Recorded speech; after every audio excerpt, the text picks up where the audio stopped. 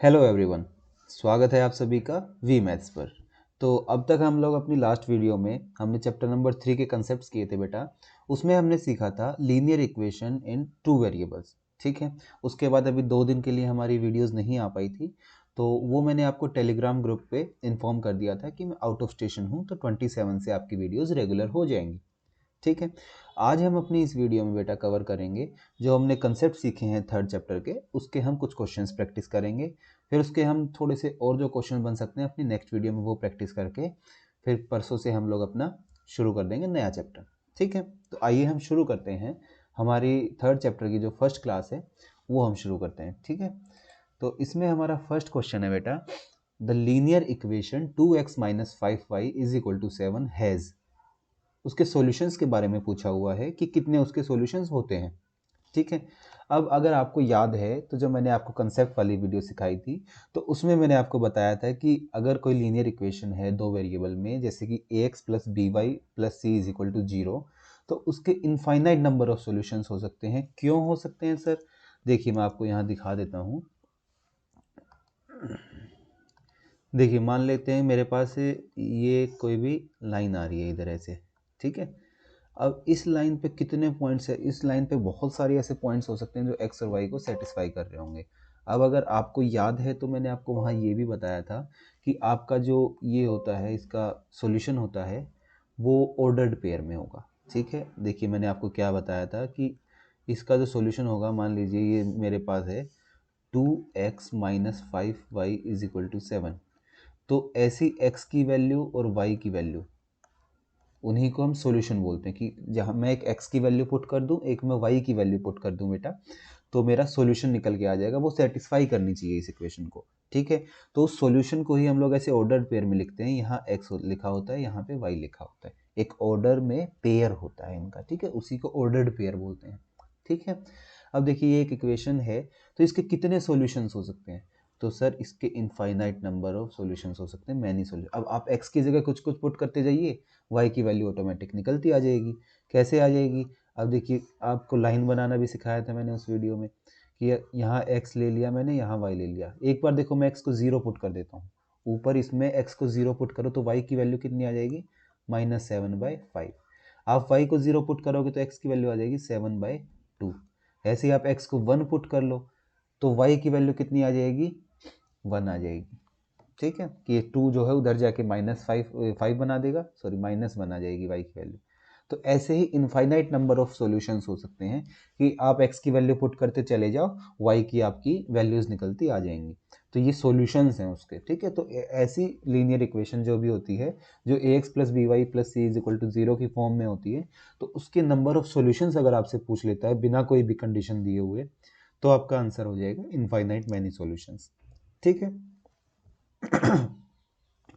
अब चलते हैं हम अपने सेकंड क्वेश्चन की तरफ। तो सेकंड क्वेश्चन हमें कहता है कि the equation 2x plus 5y is equal to 7। अब देखिए इस क्वेश्चन को थोड़े ध्यान से पढ़िएगा। 2x plus 5y is equal to 7 has a unique solution if x and y are. अब देखो वहां पे क्या पूछा फर्स्ट क्वेश्चन में मुझसे कि इसमें कितने नंबर ऑफ सॉल्यूशंस हो सकते हैं। यहाँ मुझसे पूछा कि अगर एक इक्वेशन मेरे को दे दी जो कि दो वेरिएबल में है, दे करके बेटा मुझसे पूछ रहा है कि उसकी यूनिक सॉल्यूशन अगर है। तो पहली चीज तो आप देखिए यूनिक सॉल्यूशन। यूनिक सॉल्यूशन मतलब कि उसका एक सॉल्यूशन निकल के आ रहा है कोई। ठीक है, यूनिक कब होगा? अब देखिए अगर ये 2x plus 5y is equal to 7 है, तो मैं अगर x की जगह 1 पुट कर दूं, y की जगह भी 1 पुट कर दूं, तो मेरा क्या 2 इंटू वन प्लस 5 इंटू 1 7 बनेगा? यस सर 7 बनेगा। तो क्या इस नंबर के अलावा वन और x और y को 1 1 पुट करने के अलावा आप यहाँ पे कुछ भी पुट करिए, क्या ये 7 बनाएगा? समझिए बात को, सिर्फ x को नहीं करना आपको। आपको यूनिक सॉल्यूशन उसने बोल दिया कि एक सॉल्यूशन आएगा। ठीक है, यूनिक सॉल्यूशन कैसा आ गया? 1 1 आ गया। मान लीजिए आप अगर x को 2 पुट करेंगे तो क्या वो 7 बनाएगा कभी भी? आप देखिए, खुद देखिए, अगर मैं यहाँ पे 2 इंटू टू कर दूँ plus 5 into y is equal to 7, तो यहाँ 5y की वैल्यू आ जाएगी 7 - 4, तो y इज इक्वल टू 3/5। ऐसा कुछ आ गया। अब ये तो एक अलग सॉल्यूशन आ गया ना बेटा, इसका एक डिफरेंट सॉल्यूशन आ गया ये इसका। तो उसने पूछा कि इसका यूनिक सॉल्यूशन कब आएगा, कि उसका एक ही सॉल्यूशन आ सकता है। देखो x की वैल्यू जब आप 1 पुट करते हो तो उसका एक ही सॉल्यूशन आएगा कि y की वैल्यू भी 1 आ जाएगी, वो है यूनिक सॉल्यूशन आपका। ठीक है, तो उस केस में पूछ रहा है कि x और y कैसे होंगे, तो x और y मेरे नेचुरल नंबर्स हो जाएंगे बेटा। 1 कैसे नंबर है, नेचुरल नंबर है सर। ठीक है, अब देखिए नेक्स्ट क्वेश्चन की तरफ हम लोग बढ़ते हैं। Question number 3। क्वेश्चन नंबर 3 हमें कहता है कि इफ 2,0, ये क्या होगा, ऑर्डर्ड पेयर होगा सर। ऑर्डर्ड पेयर होगा तो क्या हुआ, इसका मतलब सर x की वैल्यू 2 है, y की वैल्यू 0 है, ये एक सॉल्यूशन है मेरा। ठीक है, इतना आप समझे। Is a solution of the linear equation 2x + 3y = k, value of k। अब आप जानते हैं कि ऑर्डर्ड पेयर जो होता है उसमें आगे वाला x का कोफिशिएंट है, x की वैल्यू है, पीछे वाली y की वैल्यू है, तो यहाँ पुट कर दीजिए आप उसमें। तो 2x + 3y = k लिखा हुआ था, k की वैल्यू पूछ रहा था, तो 2 × 2 + 3 × 0 = k, तो ये तो कैंसिल हो गया बेटा, तो k की वैल्यू आ जाएगी आपकी निकल के 4। इतना क्लियर है? ठीक है, अब चलते हैं नेक्स्ट क्वेश्चन की तरफ। तो क्वेश्चन नंबर 4 हमें क्या कहता है, any solution of the linear equation 2x + 0y + 9 = 0 in two variables is of the form. अब उसकी फॉर्म पूछ रहा है। देखिए अब आप जानते हैं कि जनरल फॉर्म क्या है, ax + by + c = 0। a क्या होगा, x के साथ का कोफिशिएंट होगा सर, b क्या होगा, y के साथ का कोफिशिएंट होगा सर, और c क्या होगा, वो आपका कांस्टेंट है ही। ठीक है, तो इस केस में आप अगर देखोगे तो फॉर्म पूछा है आपसे, तो देखो यहाँ पे क्या है, y के साथ कोफिशिएंट क्या है, 0 है। इसका मतलब क्या हुआ, आपको मैंने सिखाया भी था कि अगर y का कोफिशिएंट 0 है तो क्या होगा, और x का कोफिशिएंट 0 है तो क्या होगा। आपको अगर याद होगा तो मैंने आपको एक होमवर्क भी दिया था बेटा, कि एक तो ये बताइए कि अगर लाइन ऐसे है पैरेलल टू y एक्सिस तो उसका क्या सॉल्यूशन होगा, और एक एक्स एक्सिस के पैरेलल में जा रही है तो उसकी क्या इक्वेशन होगी, सॉल्यूशन बोल दिया मैंने, इसकी क्या इक्वेशन होगी, ये आपको होमवर्क दिया था और मुझे एक बच्चे ने बताया भी है। ठीक है, अब देखिए इसमें ये पूछा है इसका सॉल्यूशन क्या होगा। अब आप देखो 2x प्लस, अब 0y को तो 0 ही हो गया, प्लस 9 = 0, x की वैल्यू क्या आ जाएगी मेरी, -9/2। x तो मेरा -9/2 आ गया बेटा, y मेरा यहाँ पे क्या है, y मेरा 0 है, 0 है। आप फिर से सोचिए, मैंने आपको बोल दिया y मेरा 0 है, x की वैल्यू आप -9/2 निकाल के लेके आए हो। ठीक है, अब y में यहाँ पे कुछ भी वैल्यू पुट कर लूँ, उसका कोफिशिएंट ही जब 0 है तो वो उसको 0 बना रहा है। अब देखिए यहाँ पे मैं आपको दूसरे इंक से दिखाता हूँ, ये अगर यहाँ मैं 0 कोफिशिएंट हटा देता, ये 0 मेरा नहीं होता, तो y की वैल्यू भी मेरी निकल के आती यहाँ से। अब यहाँ आप y की वैल्यू कुछ भी डाल लो, y की वैल्यू आप कुछ भी डालो, वो पूरी इक्वेशन को 0 बन, मतलब y वाले को 0 बना देगी। ठीक है, तो इस केस में हमारा आंसर आ जाएगा -9/2 m। ठीक है, -9/2 आगे क्यों आया, क्योंकि ये x का सॉल्यूशन है सर। x कहाँ आएगा ऑर्डर पेयर में, आगे आ गया सर। पीछे क्या आता है, y आता है। m क्यों आया यहाँ पे, ये 0 क्यों नहीं आया, तो सर यहाँ पे मैं कुछ भी डालूंगा तो वो 0 कोफिशिएंट है ना जो उसके साथ, उसकी वजह से सर मेरा 0 हो जाएगा। ठीक है, तो y की वैल्यू में कुछ भी आ सकती है। ठीक है, अब चलते हैं अपना नेक्स्ट क्वेश्चन की तरफ। Question number 5। क्वेश्चन नंबर 5 हमें क्या कहता है, the graph of the linear equation 2x + 3y = 6 cut the y axis at the point. अब देखिए यहाँ पे भी, अगर आपने अभी तक भी कंसेप्ट वाली वीडियो नहीं देखी है तो आप एक बार देखिए, आपका सारा क्लियर हो जाएगा, ये क्वेश्चंस आपको इजी लगेंगे। तो कुछ क्वेश्चंस होते हैं जो थोड़ा घुमा देते हैं हमारे दिमाग को। ठीक है, अब देखिए इसने क्या बोला, cut the y axis at the point. अब अगर मैं आपको यहाँ समझाऊं कि अगर मेरा y एक्सिस पे मान लो मेरी एक लाइन थी ऐसे है, अब ये y एक्सिस पे यहाँ पे कट किया उसने। अब मैंने आपको इतनी बार बताया है कि जब भी y एक्सिस पर कोई भी लाइन कट करेगी तो y एक्सिस पर x हमारा क्या हो जाता है, 0 हो जाता है सर, और x एक्सिस को जब इंटरसेक्ट कर रही होगी तो उस x एक्सिस पर हमारा y कोऑर्डिनेट क्या हो जाएगा, 0 हो जाता है बेटा। ठीक है, तो यहाँ पे y एक्सिस को अगर वो कट कर रही है तो हमारा कौन सा कोऑर्डिनेट 0 होगा, तो आप कहोगे x कोऑर्डिनेट आपका 0 हो जाएगा। तो पहली चीज देखो, ये मेरा आंसर नहीं हो सकता, ये मेरा आंसर नहीं क्यों नहीं हो सकता, क्योंकि यहाँ तो x की वैल्यूज दे रखी हैं, या तो ये होगा या ये होगा। अब जब x कोऑर्डिनेट 0 ही हो गया तो मैंने अगर इसको 0 बना दिया तो मेरे y की वैल्यू कितनी निकल के आ जाएगी, 6/3 जो कि आ गई 2। तो मेरा करेक्ट आंसर क्या हो जाएगा बेटा, यहाँ मेरा करेक्ट आंसर हो जाएगा ऑप्शन नंबर डी, 0, 2। ठीक है, नेक्स्ट क्वेश्चन पे बढ़ते हैं हम लोग। क्वेश्चन नंबर 6 क्या कहते हैं, the equation x = 7 in 2 variables can be written as. देखिए x = 7 है पहली चीज, मैंने लिख दिया x इज इक्वल टू 7। अब जनरलाइज्ड फॉर्म क्या होती है? जनरलाइज्ड फॉर्म सर आपने बताया हुआ ax plus b y plus c is equal to 0। ठीक है, अब इसको मैं अगर इससे कंपेयर करूं तो x के साथ मेरा कोफिशिएंट क्या लिखा हुआ है? 1 लिखा हुआ है सर। ठीक है, मेरा कांस्टेंट कितना आया हुआ है? 7 आया हुआ है सर। ठीक, y के साथ मेरा कुछ है? y तो ऊपर दिया ही नहीं हुआ सर, तो इसका मतलब y वाला जो होगा उसका कोफिशिएंट क्या होगा? 0 होगा सर। तो देखो y के साथ कोफिशिएंट 1 है तो ये आंसर नहीं हो सकता, y के साथ कोफिशिएंट 1 है तो ये नहीं हो सकता, ये हो सकता है, ये हो सकता है। ठीक है, लेकिन यहाँ x का भी 0 तो ये भी नहीं हो सकता। तो मेरा आंसर कितना निकल के आ गया बेटा? 1 into x plus 0 into y is equal to 7। तो ऐसे आप उसको देखा करिए। ठीक है, कि आपने देखा कि x इक्वल टू 7 है तो मतलब y तो मेरा 0 बनने वाला है। y 0 कब बनेगा? जब उसके साथ कोफिशिएंट 0 होगा। तो दो ऑप्शन मैंने हटा दिए। डी ऑप्शन मेरा कैसे हट गया? कि जब x के साथ भी 0 दिया हुआ, x तो मेरे को चाहिए है, x मुझे अगर चाहिए बेटा तो उसके साथ तो कोफिशिएंट तो आएगा। ठीक है, बढ़ते हैं नेक्स्ट क्वेश्चन की तरफ। हमारा क्वेश्चन नंबर 7 ये कहता है any point on the x axis is of the form. अब देखिए, अभी जस्ट मैंने आपसे डिस्कस किया था कि एक्स एक्सिस पर जब भी कोई पॉइंट होगा तो उसमें वाई जो होगा वो 0 हो जाएगा। ठीक है, अब ये मेरा अगर एक्सिस है तो इधर अगर मैं चलूंगा इस तरफ में पॉजिटिव डायरेक्शन में, या मैं इधर भी चलता हूँ, जब भी मैं एक्स एक्सिस के ऊपर चल रहा हूँ ना, मैं एक्स एक्सिस के ऊपर जब भी चल रहा हूँ तो वाई मेरा वहाँ पे 0 हो जाता है। और जब मैं वाई एक्सिस के अलोंग चल रहा हूँ बेटा तो मेरा वहाँ पे एक्स एक्सिस 0 हो जाता है, एक्स ऑर्डिनेट जो होता है वो 0 हो जाता है मेरा। ठीक है, तो एक्स एक्सिस की वही पूछ रहा है ये, तो क्या होगा?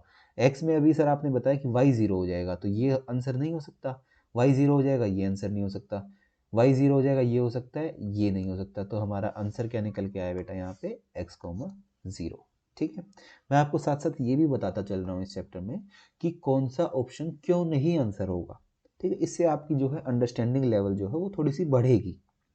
ठीक है, अब आता है हमारा क्वेश्चन नंबर 8। ये क्या कहता है? Any point on the line y is equal to x is of the form.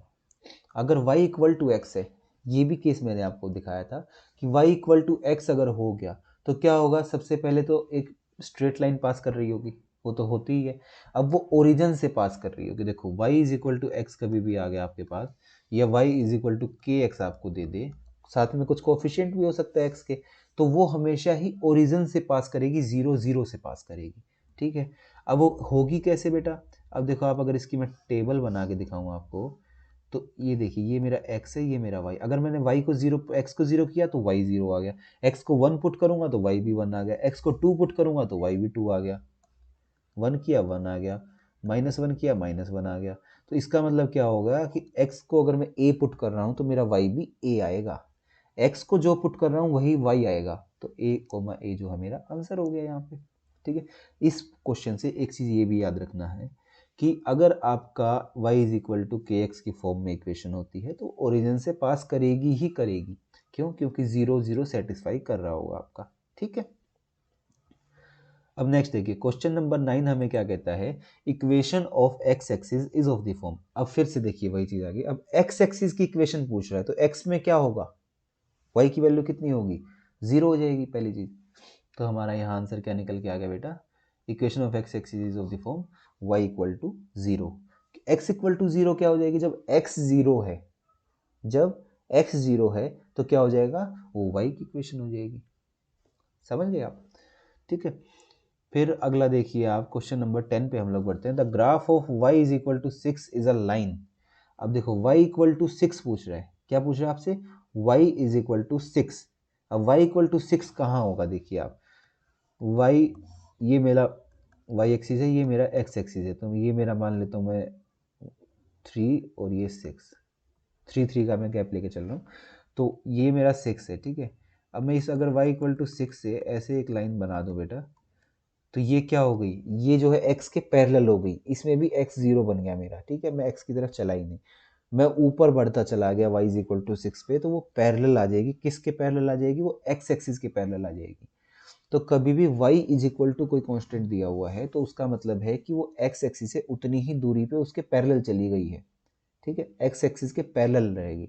जब आपका x 0 हो गया बेटा तो पैरेलल रहेगी। ठीक है, तो आंसर मेरा होगा parallel to x axis at a distance 6 unit from the origin. Second option पढ़ते हैं, पैरेलल टू वाई एक्सिस। देखिए अगर ये वाई एक्सिस होता मेरा और कोई भी लाइन 6 डिजिट अगर इधर होती, 6 यूनिट इधर पैरेलल आ जाती है ऐसे, तो ये अब देखिए चल कहाँ रही है। आप ये देखिए, अगर ये मेरा एक्स एक्सिस है, ये मेरा वाई एक्सिस है बेटा, तो पहली वाली जो मैंने अभी आपको क्वेश्चन में दिखाई, तो वो आपकी एक्स से ऊपर चल रही थी ऐसे, इसका मतलब वो आपको वाई की तरफ बढ़ रही थी आपकी लाइन, तो वो पैरेलल टू एक्स एक्सिस होगी। ठीक है, अब अगर ये वाई एक्सिस है और ये नीचे एक्स एक्सिस है मेरा, ठीक है, अब कोई लाइन अगर पैरेलली ऐसे ऐसे बढ़ती चली जाए, तो वो कहाँ चल रही है, वो एक्स पे चल रही है, ना कि वाई पे चल रही है।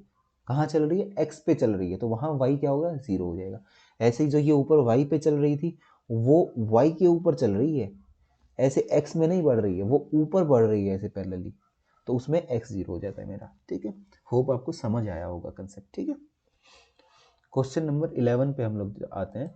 ये कहता है x equal to 5 y is equal to 2 is a solution of the linear equation. देखो इसको आप सीधा क्या करो, इसको आप वैल्यू जो है आप अपना ऑप्शन में पुट करो, आपको तुरंत आंसर मिल जाएगा। यहाँ देखिए अगर आप इसको पुट करते हैं तो 5 और 2 टू ज़ा 4 9 बनेगा, तो ये आंसर नहीं हो सकता। ये तो 25 ही बना गया, ये नहीं हो सकता। 5 और 2 7, ये आपका जो है निकल के आंसर आ जाएगा। ठीक है, नेक्स्ट क्वेश्चन देखते हैं, क्वेश्चन नंबर 12। ये क्या कहता है, if a linear equation has solutions -2, 0, 0, 2, -2, then it is of the form. अब आपको ये बताना है किस फॉर्म में होगी। तो पहली चीज तो आपको देखिए साफ साफ दिख ही रही है, नहीं तो आप ऑप्शन पुटिंग करिए। देखो आप जैसे यहाँ पुट करोगे तो 2 -2, तो ये 4 बना देगी, ये नहीं हो सकती। ये देखिए -2 + 2 0, 0, 0, 0, 2 -2 0, तो आपका आंसर तो बेटा यहाँ से निकल के आ गया ऑप्शन नंबर बी। आप बाकी सी और डी में भी एक बार ट्राई कर सकते हैं। नहीं तो आपको एक चीज़ मैं यहाँ ये बताना चाहता हूँ, कोई भी इक्वेशन अगर a, -a की फॉर्म में आपको मिल जाए, इसका मतलब वो x + y = 0 की फॉर्म में है। ये आप इतना सा अपना याद रखिएगा आपसे, कि आपको अगर ऑर्डर्ड पेयर या सॉल्यूशंस आपको a, -a मिल रहे हैं या फिर -a, a मिल रहे हैं, मतलब एक पॉजिटिव एक नेगेटिव लेकिन दोनों सेम, तो वो x + y = 0 की फॉर्म होती है। ठीक है, अब बढ़ते हैं अपना नेक्स्ट क्वेश्चन पे। तो ये कहता है the positive solution of the equation ax + by + c = 0 lies in the, always lies in the, कब। देखिए जो भी पॉजिटिव सॉल्यूशंस होंगे, अब आप इतना ध्यान रखिए कि हमारे पास, देखो मैं आपको दिखा देता हूँ, अगर ये है, ये x एक्सिस है, ये y एक्सिस है मेरा, ये -x है, ये -y है। ठीक है, ये मेरा होता है फर्स्ट क्वाड्रेंट, ये होता है सेकंड क्वाड्रेंट, ये होता है मेरा थर्ड क्वाड्रेंट, ये होता है फोर्थ क्वाड्रेंट। कोऑर्डिनेट ज्योमेट्री पढ़ाएंगे, मैं आपको इसको और अच्छे से पढ़ा दूंगा। जो मेरा फर्स्ट क्वाड्रेंट होता है बेटा, देखिए यहाँ पे क्या होगा, जो ये पहले वाला जो मेरा क्वाड्रेंट होगा, इसमें एक्स एक्सिस भी पॉजिटिव है, वाई एक्सिस भी पॉजिटिव है, तो ये मेरे सारे जो होंगे पॉजिटिव सॉल्यूशंस होंगे।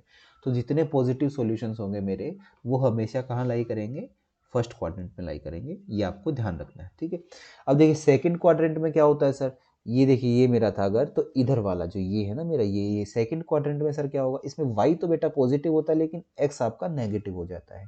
ठीक, थर्ड में क्या होगा सर, एक्स भी नेगेटिव है, वाई भी नेगेटिव है। फोर्थ में वाई नेगेटिव है, एक्स पॉजिटिव है बेटा। ठीक है, अब इस तरीके से आप निकाल लीजिएगा। नेक्स्ट है क्वेश्चन नंबर 14। ये हमें कहता है the graph of the linear equation 2x + 3y = 6 is a line which meets the x axis at a point. फिर से देखो वही ऐसी चीज आ गई कि अगर वो x एक्सिस पे मीट कर रही है, x एक्सिस पे अगर वो मीट कर रही है, तो बेटा कौन सा कोऑर्डिनेट जीरो हो जाएगा, तो आप कहेंगे सर y जो है वो जीरो हो जाएगा। अब y जीरो हो जाएगा, तो यहाँ y जीरो नहीं है, यहाँ y जीरो नहीं है, तो मेरे पास दो ऑप्शन बचे। ये होता है बिल्कुल ही ब्लाइंडली लगाने का। ठीक है, बिल्कुल आप, बिल्कुल बहुत कम टाइम है, आप ऑप्शन पुटिंग पे भी नहीं जा सकते, आपके पास बहुत ज़्यादा कम टाइम है। तो आप इतना देखा आपने कि एक्स एक्सिस पे है तो वाई जीरो होगा, तो आपके दो ऑप्शन हट गए, आपके पास दो रह गए। आपके चांसेस हैं, पॉसिबिलिटी आपकी है, प्रोबेबिलिटी है कि आप क्वेश्चन सही हो सकता है आपका। ठीक, फिर देखिए y अगर जीरो हो जाता है, जब x एक्सिस पे टच करी उसने, तो y जीरो हो गया, तो y हटा दिया, तो x की वैल्यू कितनी आ जाएगी, 3 आ जाएगी सर। तो 3,0 जो है मेरा बेटा यहाँ करेक्ट आंसर हो गया।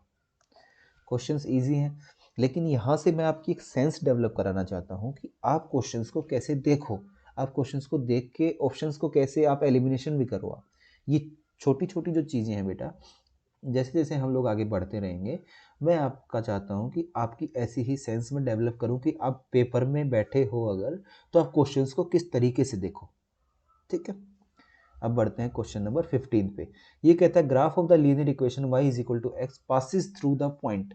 देखो अभी मैंने आपको बताया अगर y इक्वल टू एक्स की फॉर्म में है तो वो पहली चीज़ तो वो ओरिजिन से पास कर रही होगी, और दूसरी चीज़ बेटा वो कैसी फॉर्म में होगी, वो a फॉर्म में होगी, मतलब दोनों ही बराबर होंगे। तो ये तो नहीं हो सकता। ये कैसा बताई थी मैंने आपको कि एक पॉजिटिव एक नेगेटिव हो, दोनों सेम हो तो x plus y equal to zero होगी, या तो x equal to minus y की फॉर्म होगी। दूसरा नहीं हो सकता, क्यों? क्योंकि आपने बताया सर a की फॉर्म में होगा, तो 1 1 देखिए 1 1 जो है आपका आंसर करेक्ट निकल के आ जाएगा यहाँ से 1 1। ठीक है, अब बढ़ते हैं क्वेश्चन नंबर 16 की तरफ बेटा। यहाँ कहता है कि इफ वी मल्टीप्लाई और divide both side of a linear equation with a non zero number then the solution of the linear equation कैसा होगा? चेंज हो जाएगा, remains the same, changes in case of multiplication only, changes in case of देखिए अब यहाँ से आप एक चीज़ बस ध्यान रखिएगा, बाकी मैं आपको बता भी देता हूँ कि मान लो मेरी एक इक्वेशन है x plus y is equal to 8। अगर मैंने इस पूरी इक्वेशन, अब देखो यहाँ x की सॉल्यूशन 4, y का 4, एक सॉल्यूशन में लेके चल रहा हूँ, वैसे तो इनफाइनाइट मैनी सॉल्यूशंस हो सकते हैं। अब देखो मैं इसको अगर 2 से मल्टीप्लाई करा दूँ, 2x plus 2y is equal to 16। अब देखो सॉल्यूशन क्या आया, x का 4, y का 4। क्या मेरा सॉल्यूशन बदला? नहीं बदला सर। जब भी बेटा हम कोई भी इक्वेशन है उसको मल्टीप्लाई कर दें या डिवाइड कर दें किसी भी सेम नंबर से, और नॉन ज़ीरो होना चाहिए वो, ठीक है, सेम उससे मल्टीप्लाई डिवाइड कर दें तो हमारा सॉल्यूशन कभी नहीं बदलता। तो उस केस में हमारा आंसर होता है रिमेन्स द सेम, हमेशा सॉल्यूशन सेम रहेगा। क्यों रहेगा? कि जिस कोफिशिएंट से आपने मल्टीप्लाई या डिवाइड कराया था तो वो जो कांस्टेंट वाली टर्म है वो भी तो मल्टीप्लाई डिवाइड हुई है। देखिए जैसे x और y 4 4 आया मेरा, तो जो 2x प्लस 2y किया तो 8 भी तो 2 टाइम्स हो गया मेरा, और वो 2 टाइम्स 8 कैसे देगा? वो x और y को 2 टाइम्स करके देगा। ठीक है, अब चलते हैं हम लोग अपना क्वेश्चन नंबर 17 की तरफ। इसमें क्या है बेटा हमारे पास, how many linear equations in x and y can be satisfied by x equal to 1 and y is equal to 2। कितनी ऐसी लाइंस होंगी जो x इक्वल टू 1 और y इक्वल टू 2 पे सेटिस्फाई करनी होंगी? फिर से सोचिए, देखो ये क्या हो गया, फिर उल्टा क्वेश्चन आ गया मेरे पास घूम के। मैं मान लेता हूँ मैंने एक लाइन बनाई है x plus y is equal to, कितना लिख दूँ आपके सामने, मान लीजिए मैंने लिख दिया 3। x को मैं 1 ले लूँ, y को मैं 2 ले लूँ, तो मेरा सेटिस्फाई कर रहा है। अब देखो एक मैंने बना दिया 2x plus 3y is equal to 8। अब देखो x 1 है और y 2 है, तो ऐसी इनफाइनाइट नंबर ऑफ लाइंस मेरी बन सकती है जहाँ पे x की वैल्यू 1 है और y की वैल्यू 2 है। तो ऐसी कितनी लाइनें मैं बना सकता हूँ? तो आप कहोगे सर ऐसी तो आप इनफाइनाइट लाइनें बना सकते हो। ठीक है, अब इसको या तो ये सोचो कि x जो है 1, 2 है, सॉल्यूशन है। सॉल्यूशन क्या होता है? ऑर्डर्ड पेयर में आता है सर। 1, 2 मान लीजिए मेरा 1, 2 जो है 1 और 2 यहाँ पॉइंट लाई कर गया। अब इसमें से कितनी स्ट्रेट लाइन पास करा सकते हो आप? ऐसे भी तो सोच सकते हो कि ये एक सॉल्यूशन है, इस सॉल्यूशन में से मैं कितनी लाइनें पास करा सकता हूँ? तो आप कहोगे sir infinite number of line pass करा सकते हो आप। अगर मैं बेटा infinite number of line pass करा सकता हूँ, इसका मतलब क्या हुआ कि मैं इनफाइनाइट नंबर ऑफ लाइन्स जो हैं इक्वेशन बन जाएंगी मेरी। स्ट्रेट लाइन है क्या? एक इक्वेशन ही तो है, लीनियर इक्वेशन है 2 वेरिएबल वाले की। ठीक है, तो यहाँ पे आंसर आ गया मेरा इनफाइनाइटली मैनी। अब देखिए नेक्स्ट क्वेश्चन है हमारा आज का question number 18। The point of the form A a always lie on. देखिए अभी आपको मैंने बताया था ए ए जब भी आएगा तो इसका मतलब वो x इक्वल टू वाई होगा। कैसा होगा? x इक्वल टू वाई होगा, तो ये आ जाएगा on the line y is equal to x पे।